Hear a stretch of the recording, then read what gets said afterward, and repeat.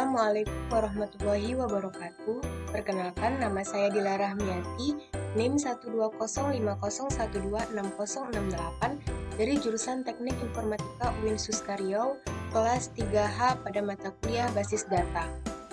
Di video kali ini, saya akan menjelaskan tentang proses normalisasi dari satu normal form sampai dengan 3 normal form dari sebuah kasus faktur atau struk belanja.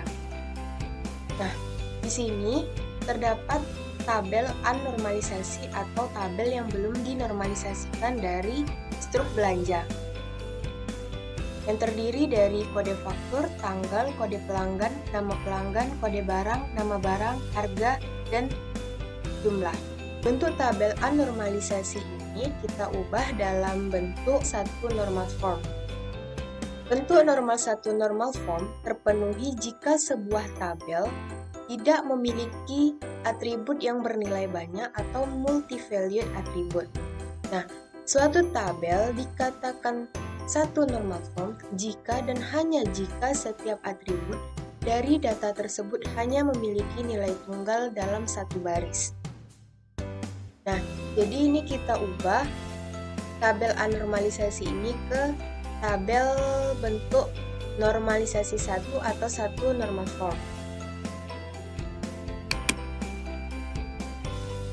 Nah, ini merupakan tabel normalisasi 1 atau satu normal form yang memiliki atribut kode faktur, tanggal, kode pelanggan, nama pelanggan, kode barang, nama barang, harga, dan jumlah.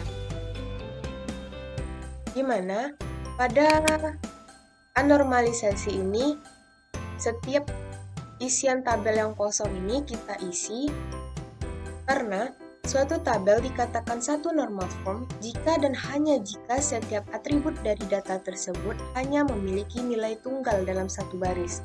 Jadi ini kita isi kode fakturnya, kode faktur, tanggal, kode pelanggan, nama pelanggan. Sehingga bentuknya seperti ini. Jika sudah memenuhi bentuk dari satu normal form, kemudian kita lanjut ke normalisasi kedua atau dua normal form. Di mana ketentuannya yaitu normalisasi dua atau dua normal form harus memenuhi bentuk satu normal form. Pada normalisasi dua atau dua normal form, tiap atribut bukan kunci dan harus bergantung fungsi ke atribut kunci. Nah, maksudnya pada tahap normalisasi dua normal form, tabel tersebut harus dipecah berdasarkan primary key. Nah, di sini dari normalisasi satu atau satu normal form yang menjadi primary key yaitu kode faktur, kode pelanggan, dan kode barang. Sehingga normalisasi dua atau dua normal form bentuknya seperti ini. Yang awalnya itu hanya satu tabel, kita ubah menjadi 3 tabel, yaitu tabel transaksi, tabel barang, dan tabel pelanggan. Di mana setiap tabel itu memiliki atribut tersendiri, yaitu kode faktur, tanggal, kode barang, jumlah itu terdapat pada tabel transaksi. Kemudian tabel barang, itu ada kode barang, nama barang, dan harga. Pada tabel pelanggan itu terdapat kode pelanggan dan nama pelanggan. Nah, kemudian ketika sudah dinormalisasi kedua atau dua normal form, kita normalisasikan lagi dalam bentuk 3 normal form. Di mana ketentuan dari bentuk 3 normal form yaitu harus terpenuhi bentuk 2 normal form. Atribut bukan kunci dan tidak memiliki ketergantungan transitif terhadap kunci utama. Nah, pada 3 normal form tidak diperkenankan adanya parsial atau transitif dependensi dalam sebuah tabel. Intinya, pada bentuk 3 normal form, jika terdapat suatu atribut yang tidak bergantung pada primary key, tapi bergantung pada field yang lain, maka atribut-atribut tersebut perlu dipisah ke tabel baru.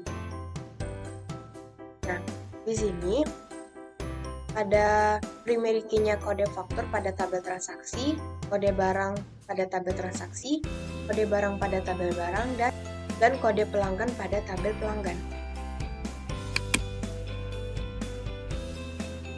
Nah, kita ubah dalam bentuk normalisasi ketiga atau 3 normal form. Bentuknya seperti ini. Nah, bentuk normalisasi ketiga atau 3 normal form menghasilkan satu tabel baru dari hasil pemecahan tabel transaksi, yaitu tabel nota belanja, yang berfungsi untuk menampung barang-barang yang dibeli.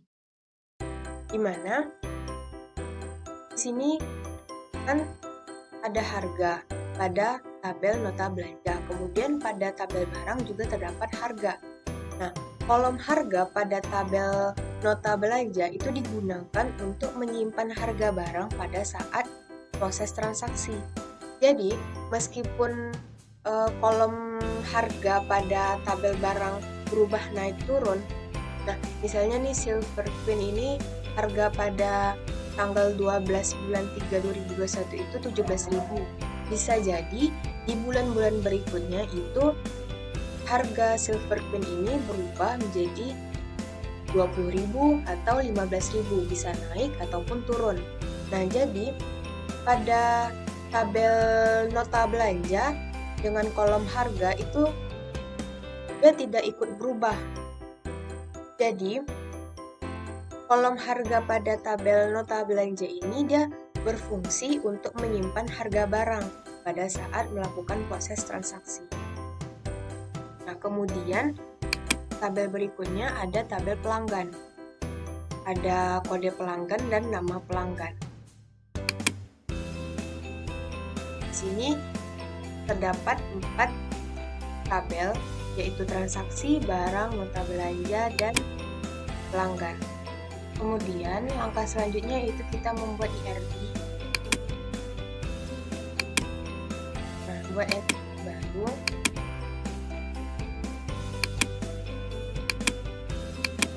itu barang dengan atributnya tadi ada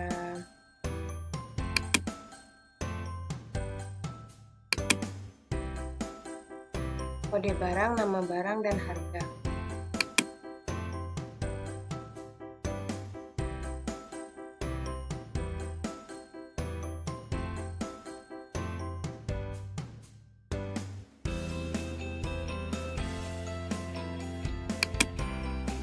Kode barang menjadi primary UID, kemudian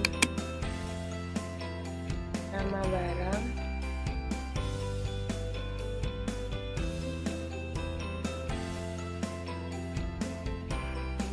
mandatory, kemudian harga,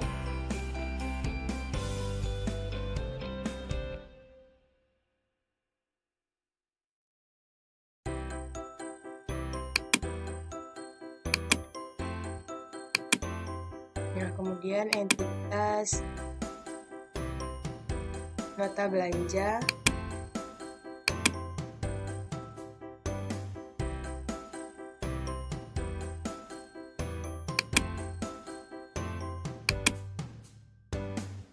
ada kode faktur,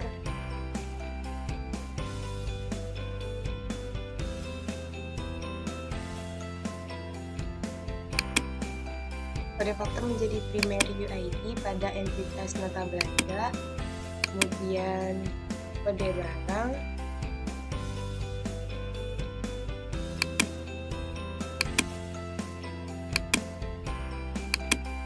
kemudian nama barang,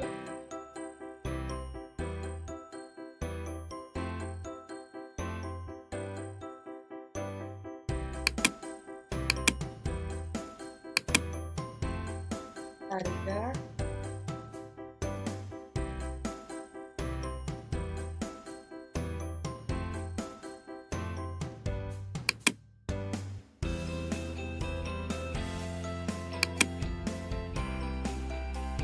entitas,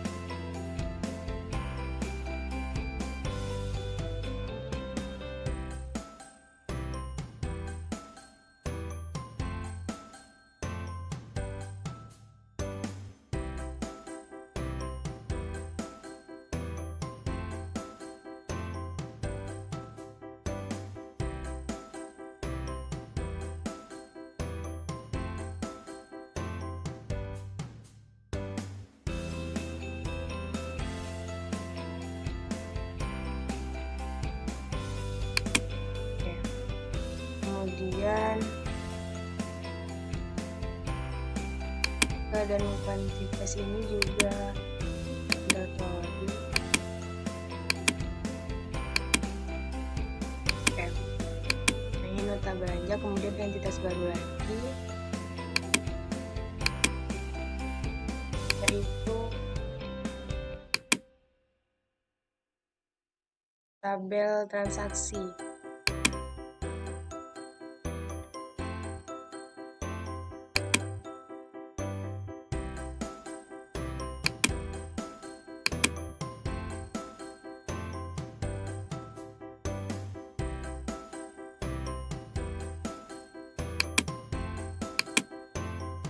Ada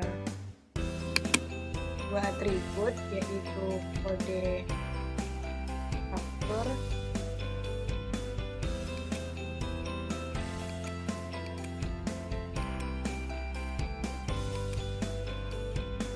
jadi primary, kemudian tanggal.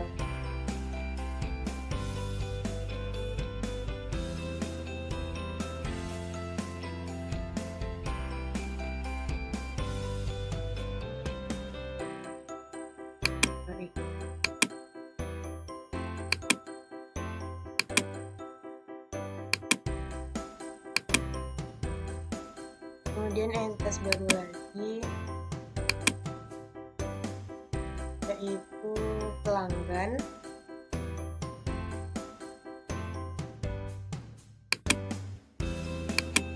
Ada ID pelanggan dan nama pelanggan.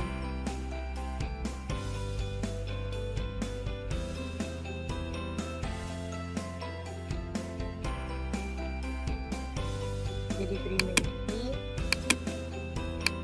kemudian nama pelanggan,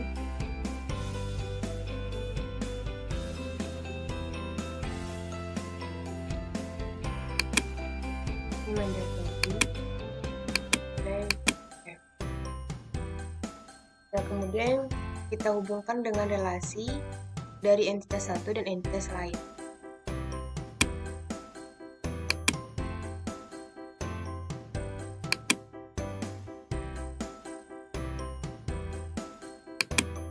Ini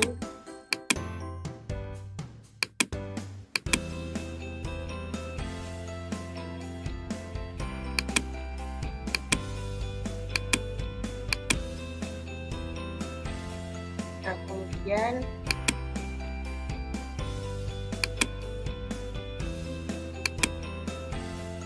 dari tabel pelanggan ke transaksi.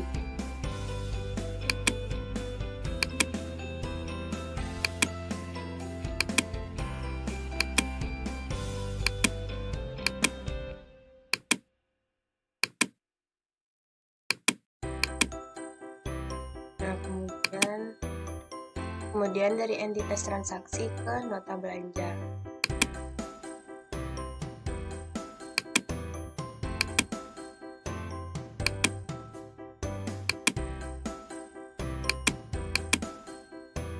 Jadi, relasi antara entitas satu dan entitas lain yaitu satu dan hanya satu pelanggan dapat membeli satu atau lebih banyak barang. Satu atau lebih banyak barang pasti dibeli oleh satu dan hanya satu pelanggan. Kemudian, satu dan hanya satu pelanggan dapat melakukan proses satu atau lebih transaksi. Kemudian, satu proses transaksi pasti menyimpan harga barang pada satu dan hanya satu nota belanja. Nah, kemudian kita ubah ke